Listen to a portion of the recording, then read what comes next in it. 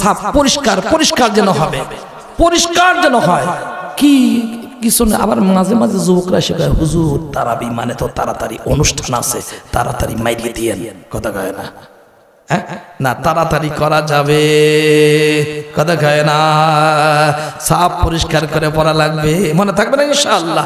সুন্দর করে পড়তে হবে, আস্তে আস্তে পড়বে, তাড়াহুড়া করা যাবে না। ইমাম বুখারী রাহমাতুল্লাহ আলাইহি রমজান মাসে কত খতম দিতেন বলেন? শাইখুল আরব আল আজম সাইয়্যিদ হুসাইন আহমদ মাদানী রাহমাতুল্লাহ আলাইহি একজন বড় খলিফা ছিলেন। আল্লামা ইদ্রিস সন্দিপি রাহমাতুল্লাহ আলাইহি মাদানীনগর মাদ্রাসার প্রতিষ্ঠাতা, খুব মহব্বত করতেন, ভালোবাসতেন। তিনি হাফেজ ছিলেন না, তিনি ছিলেন গায়রে হাফেজ, কিন্তু রমজান মাস আসলে সব কার্যক্রম গুটিয়ে দিতেন, গুছিয়ে রাখতেন, আল্লাহর কালাম নিয়ে ব্যস্ত হতেন। গায়রে হাফেজ হওয়া সত্ত্বেও তিনি 27 খতম দিতেন কোরআন। এখন আমার যুবক আব্বু জানরা বলবে, হুজুর কাম নাই তো এই জন্য কোরআন তেলাওয়াত করে, কথা কয় না? কাম তো নাই, এই জন্য কোরআন তেলাওয়াত বেশি বেশি করে। এ আব্বু জান, তোমাদের একটা ভালো বউ দরকার আছে না নাই? দরকার নেই, কথা কয় না? যারা বিয়ে করছে সন্তান দরকার আছে না নাই? ভালো একটা ব্যবসা দরকার আছে না নাই? তারপর ভালো একটা চাকরি দরকার আছে না নাই? সুস্থতার দরকার আছে না নাই? ইজ্জত পাওয়ার দরকার আছে না নাই? কামিয়াবি আর সফলতা পাওয়ার দরকার আছে কিনা বলেন? এরকম 20 জন সবাই বিভিন্ন জিনিস নিয়ে দোয়া করতেছে, আর একজন আল্লাহর কালাম নিয়ে ব্যস্ত, জিকির নিয়ে ব্যস্ত। আল্লাহ তাআলা বলেন, এ আমার বান্দাবান্দিরা, এরা যে এত মানুষ বিভিন্ন জন বিভিন্ন কিছু আমার কাছে চায়, আমার কাছে দোয়া করে, আর একজন আমার জিকির আর তেলাওয়াতে ব্যস্ত থাকার কারণে ওরা চাইতে পারে না, দোয়া করতে পারছে না। এরা সবাই মিলে যা চায় আমি যা দিয়ে দিই, এই যেই ব্যক্তি আমার কালাম তেলাওয়াতে ব্যস্ত থাকার কারণে, জিকির করার কারণে চাইতে পারে না, আমি এদের থেকে বেশি তাকে দিয়ে দিই। সুবহানাল্লাহ কয় না? দোস্তরা আমার, যুবকরা ভালো বুঝবে, এ আব্বু জান যার সাথে মহব্বত আছে, ভালোবাসা আছে, ভালোবাসার মানুষের সাথে যখন কথা বলা শুরু হয়, কোন দিক দিয়ে ঘন্টা চলে যায় টের পাওয়া যায় না।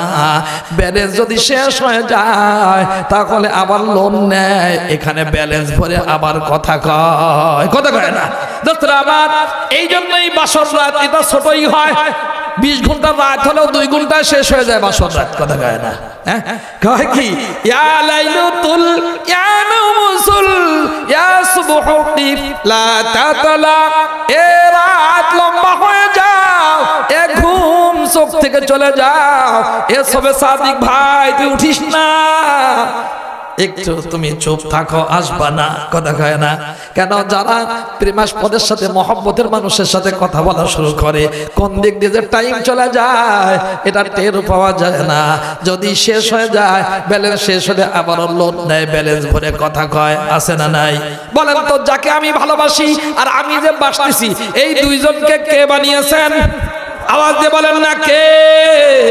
ও দোস্ত, ওর প্রতি যে আমার হৃদয়ের টান, এই হৃদয়টাও কে বানাইছেন? বলেন না দোস্ত আমার, এই হৃদয়ের মধ্যে বাপের প্রতি ভালোবাসা, ভাইয়ের প্রতি ভালোবাসা, বন্ধুর প্রতি প্রীতি এবং হৃদয়ের টান, এই ভিতরে এই টানটা কে পয়দা করে দিয়েছেন? বলেন দোস্তরে, যিনি যাকে আমি মহব্বত করি, আমি যে মহব্বত করি, দুইজনকে আমার আল্লাহ বানিয়েছেন, এই হৃদয়টাও বানিয়েছেন তিনি, এর মধ্যে ভালোবাসাও দিয়েছেন তিনি।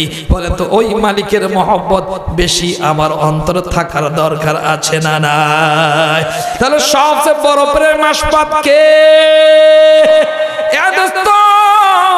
আল্লাহ তাআলা বহু বছর ধরে মক্কা মদিনায় সফর করান।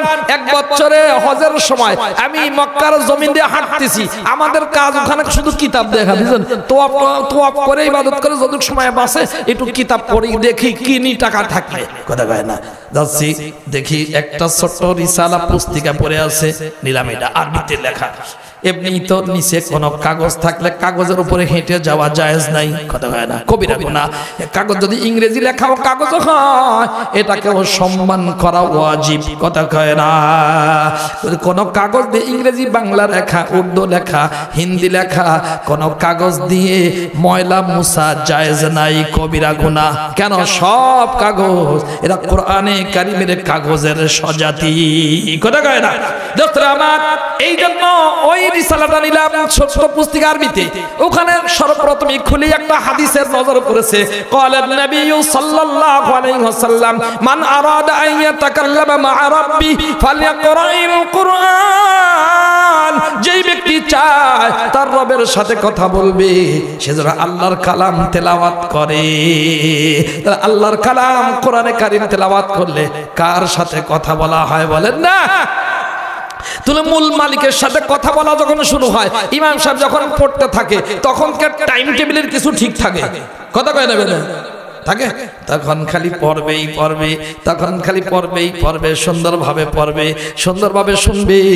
যেই ব্যক্তি রমজান মাসে একটা পৃষ্ঠা তারাবিতে তাহাজ্জুদে পড়বে এবং ইবাদতের মধ্যে পড়বে, অথবা যারা ইখলাসের সাথে শুনবে, একটা পৃষ্ঠার বিনিময়ে কমপক্ষে 35 লক্ষ নেকি তার আমল নামায় লেখা হয়। কল্পনাও করতে পারবেন না দোস্তরে আমার। এইটা হলো, আমরা তো চিত্ত বিনোদনের জন্য, আত্মিক শান্তির জন্য বহু কিছু করি। ক্লাবে যাই, এখানে যাই, বন্ধুর সাথে আলাপ জমাই, বিভিন্ন পার্কে যাই, যাই কি যায় না, কথা কয় না। আল্লাহ রাব্বুল আলামিন বলেন, বান্দা বান্দি, তোমার আত্মিক শান্তির জন্য, তোমার চিত্ত বিনোদনের জন্য দুনিয়াতে যত ব্যবস্থা আছে এটা অস্থায়ী। এটা কিছু আছে তোমার অন্তরকে পরিশুদ্ধর পরিবর্তে অশুদ্ধ করে দিবে, পচিয়ে দিবে। কিন্তু তুমি যদি সত্যি টিকসই শান্তি পেতে চাও, যদি তোমার অন্তরে প্রশান্তি পেতে চাও, তাহলে আমি আল্লাহ আসমান থেকে জিক্রুল্লাহ পাঠালাম, আমার কালাম পাঠালাম, এইটা তুমি তেলাওয়াত করো, তোমার অন্তর সত্যিকার শান্তির ব্যবস্থা হয়ে যাবে। আলা বিযিক্রিল্লাহ তাতমাইন্নুল কুলুব।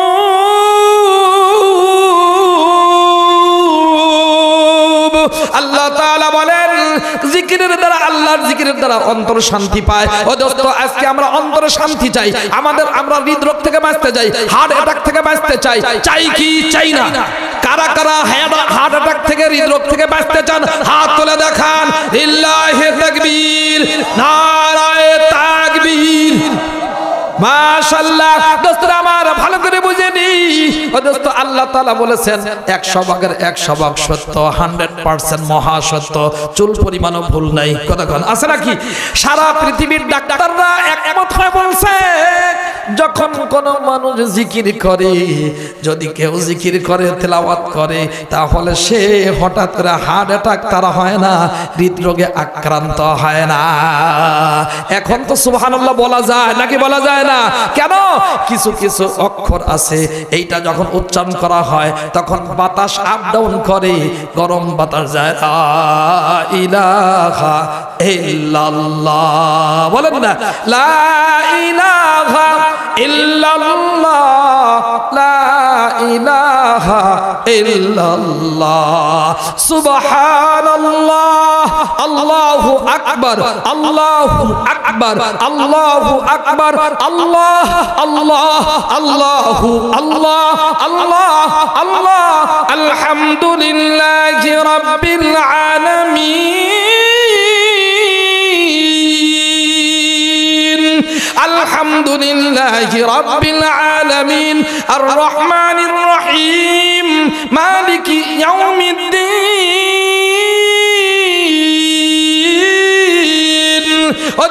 কিছু কিছু অক্ষর আছে, এইগুলো উচ্চারণ করতে গেলে ভিতর দিয়ে বাতাস আপ ডাউন করে। এই গরম বাতাস যখন বারবার আপ ডাউন করে, তখন রক্ত সঞ্চালন বেড়ে যায়, আর চর্বি জমার সময় পায় না। এই জন্য হার্ট অ্যাটাক থেকে বেঁচে যায়। সুবহানাল্লাহ কয় না মিয়া? নেদারল্যান্ডের সব ডাক্তাররা বলেছেন। ও দোস্ত, ডাক্তাররা যেহেতু বলছে, হুজুরদের কথা বিশ্বাস হয় না, ডাক্তার বাবাদের কথা তো বিশ্বাস করা দরকার, কথা কয় না? তাহলে আমরা তো আল্লাহর কথাই বিশ্বাস করি, আমরা প্রশান্তির জন্য ডাক্তারদের কথাটাও পাশে রাখি, কথা কয় না? তাহলে আমরা অবশ্যই কোরআন তেলাওয়াত বাড়িয়ে দিব তো ইনশাআল্লাহ। কোনো দিন উল্টা পাল্টা যেন না হয়, সভাপতি যেন না কয় বাবা এত লম্বা নামাজ, আমার পায়ে ব্যথা, তাড়াতাড়ি মাইরি দিও। কথা কয় না, না আবার কয় হুজুর তারাবি মানে তো তাড়াতাড়ি, না না তারাবি এটা তাড়াতাড়ির নামাজ না, এটা হলো ধীরে ধীরে আরামের নামাজ। কথা কয় না দোস্তের আমার। এখানে আমার বাজান মুফতি আব্দুর রহমান জামিল বলেছি আওলাদে রাসূল এখানে আসছে। হায় হায় দোস্ত রে, আমরা যখন 2005 সনে 4 সনে ওইদিকে আসছি, আসার কোনো জায়গা ছিল না। সোনের ঘর না টিনের ঘর একটা ছিল, সব খোলা ল্যাংটা। ওর মধ্যে আমি আর মৌলানা আব্দুল হাকিম সাহেব বয়ান করে গেছি। আজকে সেই জায়গায় কি করে দিছেন আমার মালিক, শুধু মহব্বতের খাতিরে।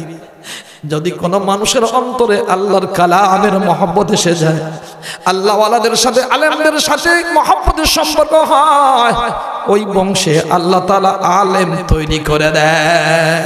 আমার আব্বাজান, আমি তখন ছাগল রাখতাম, আমার 8-9 বছর বয়স। আমার আব্বাজান যেখানেই ফুরফুরা হযরতদের মাহফিল হতো, তখন ফুরফুরার হযরত আসতেন। আবু বকর সিদ্দিক রহমাতুল্লাহ কুরাইশি আসতেন, কুতুবউদ্দিন সিদ্দিক সাহেব আসতেন, আহমদুল্লাহ সাহেব আসতেন, মেদিনীপুরের হুজুর আসতেন, জয়পুরের হুজুর আসতেন। আমাদের উত্তরবঙ্গে তবলিগও চিনতাম না, হক্কানি সরমনের তো না আমি কোনোদিন শুনি নাই। তখন দোস্তেরা আমার আব্বা জান যাইতেন, তারা বাইরে সবার সামনে গোসল করতেন না, কলার পাতা দিয়ে বেড়া দেওয়া হতো। এদের গোসল করার জন্য পানি দরকার অনেক, এই জন্য বাঁকে করে, বাঁক বোঝেন তো, হ্যাঁ ওই যে বাঁশ দিয়ে 2 সাইডে রশি বেঁধে, এখানে 2 সাইডে কলস দেয়, আর এটা কান্দে করে নিয়ে যায়। এটা পাবনার ভাষায় বাঁক বলে, বাঁক বুঝেন। এটাতে করে নদীর থেকে পুকুর থেকে পানি এনে উলামায়ে কেরামের গোসলের ব্যবস্থা করতেন, আলেমদের ভালোবাসতেন। দূর থেকে একদিন সবিনার আওয়াজ আসতেছে, সবিনা মানে রাতের বেলায় খতম হইতো আগে। আমার আব্বা খানকায় বসে তাহাজ্জুদের সময় জিকির করতেছে, বলতেছে মালিক রে, এত সুন্দর তোমার কালামের তেলাওয়াত, আমি তো তেলাওয়াত জানি না। আমার যদি কোনো সন্তান থাকতো, আমি আমার সন্তানের মুখে যদি শুনতে পাইতাম, অন্তরটা শান্ত হয়ে যাইত। আমার আব্বা আমারে হাফেজ হওয়া দেখে নাই, এই যে 45 বছর হয়ে গেল তারাবি পড়াই